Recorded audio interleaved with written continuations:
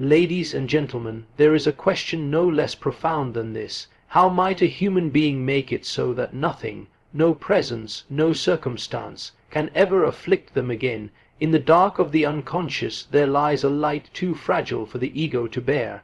I invite you now into that abyss. It is only there that one may emerge truly free.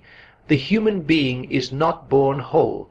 He is born fragmented, a patchwork of inherited tendencies, unexamined beliefs, emotional residues, and social adaptations. From infancy he is taught to seek approval, to obey outer laws, to conform to an image that ensures belonging. But beneath this carefully constructed persona, this mask that greets the world, there lies the true self, unspoken and exiled. And the great tragedy of modern life is that many die having never met it. What afflicts a man most deeply is not what he encounters in the external world, but the forgotten parts of himself that he has refused to see. The critic, the betrayer, the coward, the rejected child, the divine fool, all these live within the psyche. They are not enemies, they are fragments of the soul awaiting recognition. The task, therefore, is not to suppress the world nor to fortify the ego, but to descend into one's own depths and bring forth the lost pieces. Only then does the individual begin to experience true liberation. This liberation does not arrive through rebellion against the outer world, nor by cutting off relationships or striving for stoic detachment. Such acts are merely inversions of bondage. Real freedom arises when the individual ceases to be at the mercy of unconscious forces, when he no longer projects his unrecognized contents onto the world, blaming others for what he has not yet claimed as his own. Until he does this, he is like a puppet on the strings of his own psyche, controlled not by the conscious will, but by the unresolved forces dwelling beneath it. To walk the path of wholeness is to accept the inner contradiction. You are both noble and base, creative and destructive, luminous and shadowed. The world may ask you to choose between light and dark, to be good and reject the evil within, but the soul makes no such demand. It asks only for truth, and truth is never one-sided. It is whole, to integrate the dark elements of the personality. The envy, the rage, the fear, the desire, is not to indulge them, but to recognize their existence, to bring them into consciousness where they can be understood and transformed. What is conscious can be worked with. What is unconscious controls you. This is the essence of individuation, becoming who you are by reconciling who you appear to be with who you are in truth. It is not a moral program, not a religious doctrine, not a psychological exercise to improve self-esteem. It is a confrontation with the self, that deep, unknowable center which holds the totality of your being. And this self is not meek. It will disturb your comfort, unravel your plans, and demand sacrifices. But what it gives in return is beyond measure: inner peace, clarity, and a silence that no external noise can penetrate. When a person begins to individuate, he may appear strange to others. He may step away from roles that no longer fit. He may speak truths that are uncomfortable. He may be accused of selfishness or aloofness. But he no longer lives to be understood, he lives to be real, and in this reality he is no longer shaken by opinion, no longer disturbed by rejection, no longer vulnerable to manipulation, not because he has hardened himself, but because he has rooted himself in something deeper than approval. He has become an individual, not an isolated ego, but a whole human being who knows his nature and is not afraid of it. It is a grave mistake to believe that one can achieve such wholeness without suffering. Pain is the great initiator. It reveals where you are split, where you have betrayed yourself, where you have constructed your life on falsehoods. But if you remain with that pain, do not flee it, medicate it, or project it, then it becomes the very fire that forges the self. There is no shortcut, there is only the journey inward. In the end, what once afflicted you loses its power. not because the world has changed, but because you have. You are no longer a slave to the unconscious. You have found the axis within. That center is immovable, and from it you may finally live, not as a mask, not as an echo of others' expectations, but as a whole liberated soul. Suffering is not the enemy. It is, in truth, the raw material of transformation. What the modern man calls misfortune, pain, or failure is often the very doorway to his becoming. But he runs from it, numbs it, distracts himself, blames others, clings to false certainties, because he does not understand what it asks of him. He believes suffering is a punishment, an error in the path, rather than a summons to depth, and so he prolongs his agony, moving in circles around his wound, never daring to enter it. There is no evolution of the soul without suffering. It is the furnace in which illusions are burned away, where the ego is stripped of its pretenses, and the true substance of the self is revealed. The psyche is not concerned with comfort, it seeks meaning. And meaning is rarely found on the surface of life. It is discovered in the places we resist most, in the unwanted, the broken, the chaotic, the lost. These are the symbols through which the soul speaks. They do not flatter the ego, they shatter it. To embrace suffering is not to invite masochism or glorify pain. It is to regard it with reverence, to listen to its message without recoiling. Every psychological wound carries within it a potential, an image, a symbol, a truth that the conscious mind has not yet grasped. When we repress this suffering, when we try to escape it, we also repress the insight that lies hidden within it. The pain then becomes chronic, the wound festers, and we wander through life haunted by what we will not face. Most people suffer unconsciously. They repeat patterns, find themselves trapped in the same dramas, fall into despair and call it fate. But what they suffer from is not life, it is their own resistance to life. They do not suffer too much, they suffer too shallowly. They do not descend into the full experience of their wound, and so they never find the meaning embedded in it.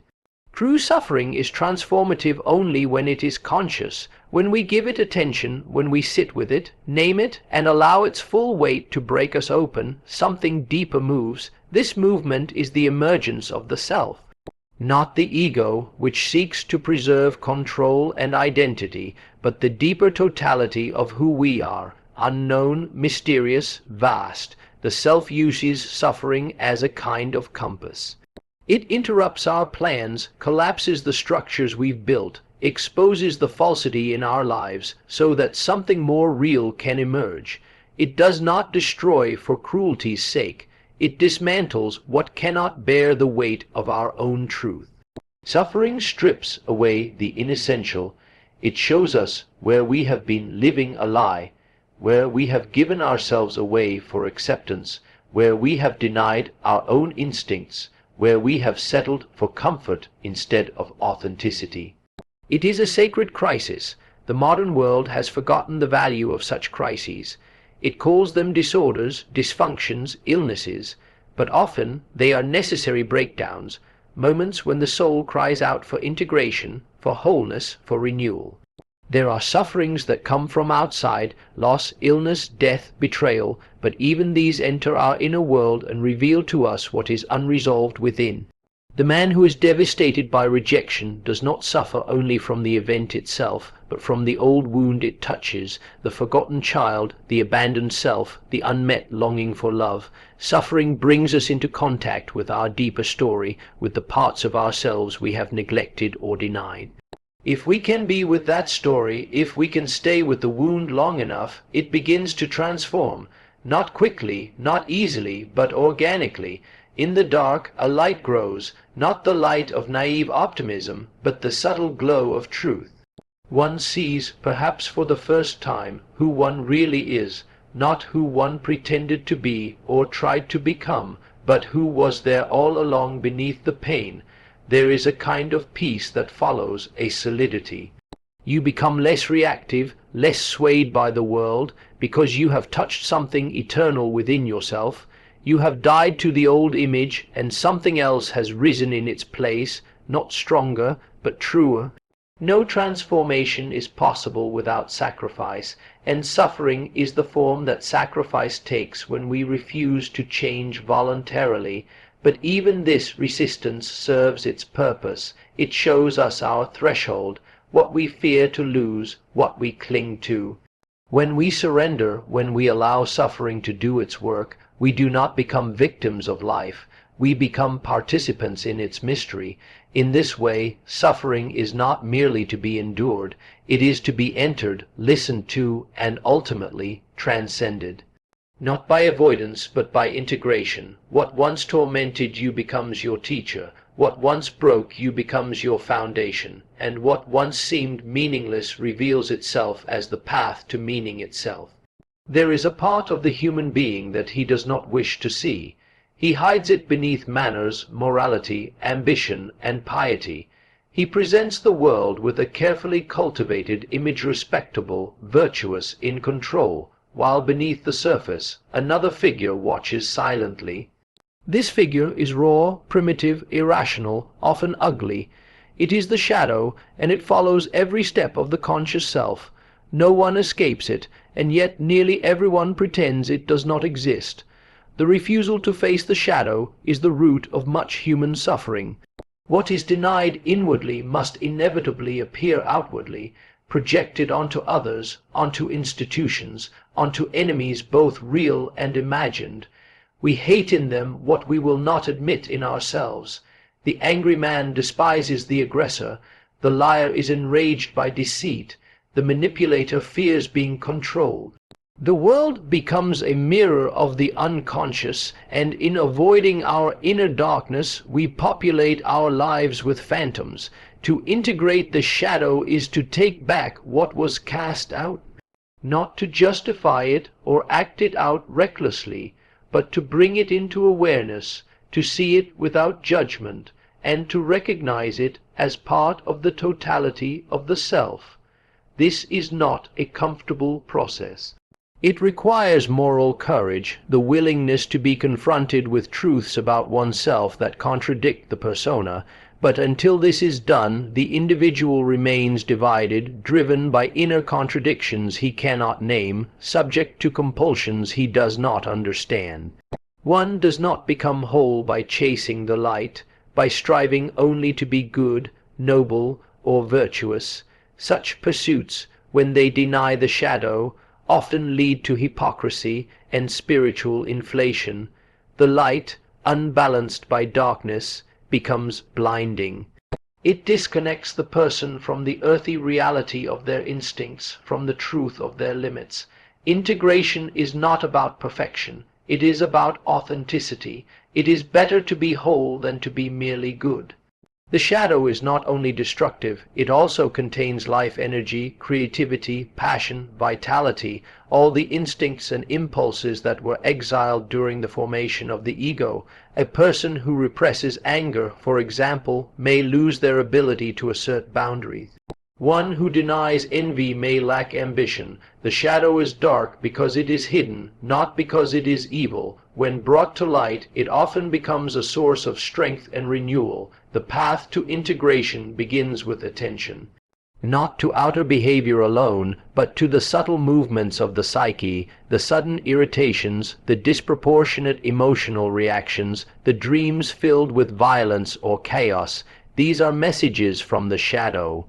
It will not speak in polite terms. It comes disguised in images, in moods, in the figures we despise or fear. To listen requires humility, a suspension of judgment, and a deep interest in the truth of one's own nature. When the shadow is ignored, it takes over in other ways. It appears in neuroses, in passive-aggressive behavior, in addictions, in moments of inexplicable rage or despair. The more one resists it, the more power it gathers. But when truly faced, without excuses or projections, it begins to soften. It is like an abandoned child who has spent years shouting from behind a locked door. When we open the door, when we say, "I see you," something shifts. The split begins to heal. In this healing, there is a quiet dignity. The person becomes less reactive, more grounded. They no longer waste energy maintaining a false image. They know what they are capable of, for good and for harm, and this knowledge makes them more responsible, not less. They no longer fear the judgment of others, for they have faced their own inner judge. They are no longer easily controlled by guilt, shame, or the opinions of the crowd. This is the essence of shadow work, the recovery of lost parts of the self. It is not a task completed in a week or a year. It is a lifelong process, a constant dialogue with what lies beneath. But each step brings more wholeness, more clarity, more freedom. The individual becomes a unified being, not without flaw, but without pretense. And in this unity, they become capable of real compassion, for they have made peace with their own darkness, and no longer need to fear it in others. To meet the shadow is to enter the realm of the real. It is to relinquish the illusion of purity and embrace the full spectrum of what it means to be human. This is not the path of comfort, but it is the path of depth, and only in depth does the soul begin to breathe. To perceive clearly is a rare art. Most people do not see what is. They see what they expect, what they fear, what they desire. Their perception is clouded by projections, by inner images cast outward onto the world like shadows from a hidden lantern. In this way, they do not encounter reality, but rather a mirror of their unconscious. True objectivity is not common because it demands that one step outside of the habitual reflexes of judgment, identification, and emotion. It requires a stillness of soul, a kind of inner silence in which the world may reveal itself as it truly is. But such objectivity is not cold or indifferent. It is not the detachment of someone who refuses to feel. It is, rather, the clarity that arises when feeling has been refined by awareness, when inner autonomy has been established. The individual who possesses this clarity does not rush to conclusions, does not cling to fixed ideas, does not impose themselves on the mystery of life. They wait, they listen, they let things unfold, and in this unfolding they perceive the patterns of the psyche, both in themselves and in the other. Inner autonomy is the ground of this vision. Without it, one remains a servant to moods, opinions, ideologies, inherited beliefs.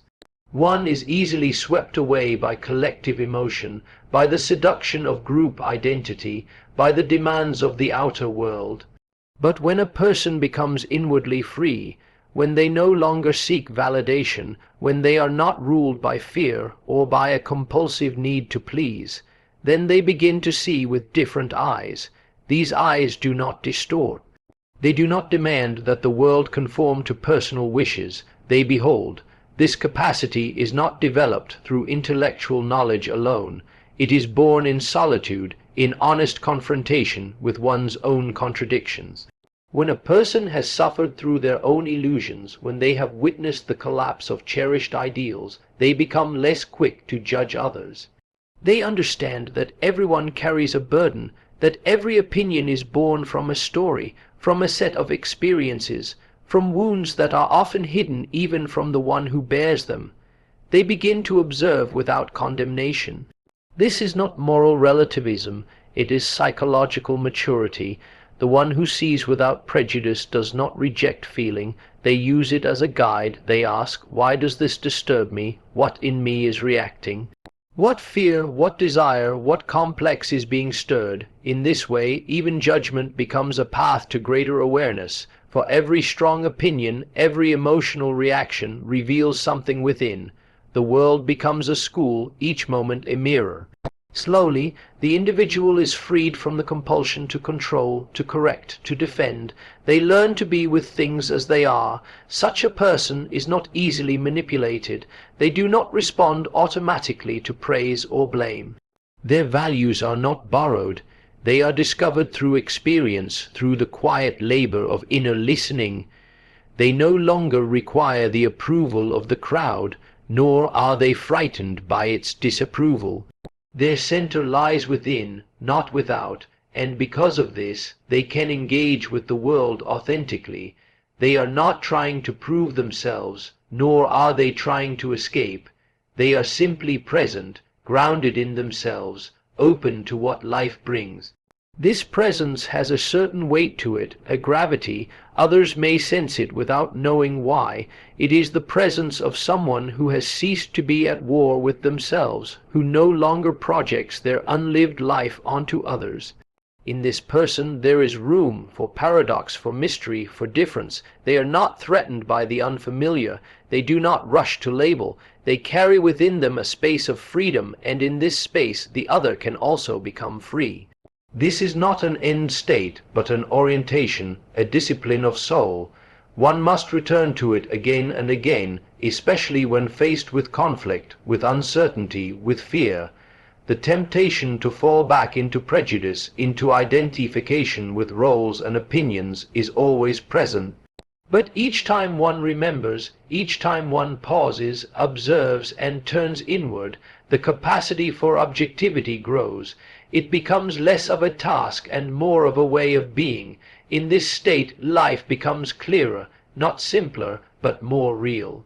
One no longer seeks to escape it through fantasy or to control it through force. One walks with it, listens to it, learns from it, and in this walking there is dignity, not the brittle pride of superiority, but the quiet strength of one who has met themselves and come to peace. Thus the path is clear. Let nothing afflict you externally that you have not first invited inwardly. Let no one disturb you unless you have first welcomed their image within your own psyche. To be unafflicted is not to be untouched, but to be transformed, to stand sovereign in your own depth. May each of you awaken to that inner light, so that neither nothing nor no one can ever afflict you again. Let that be the promise of your individuation, and the gift you offer the world.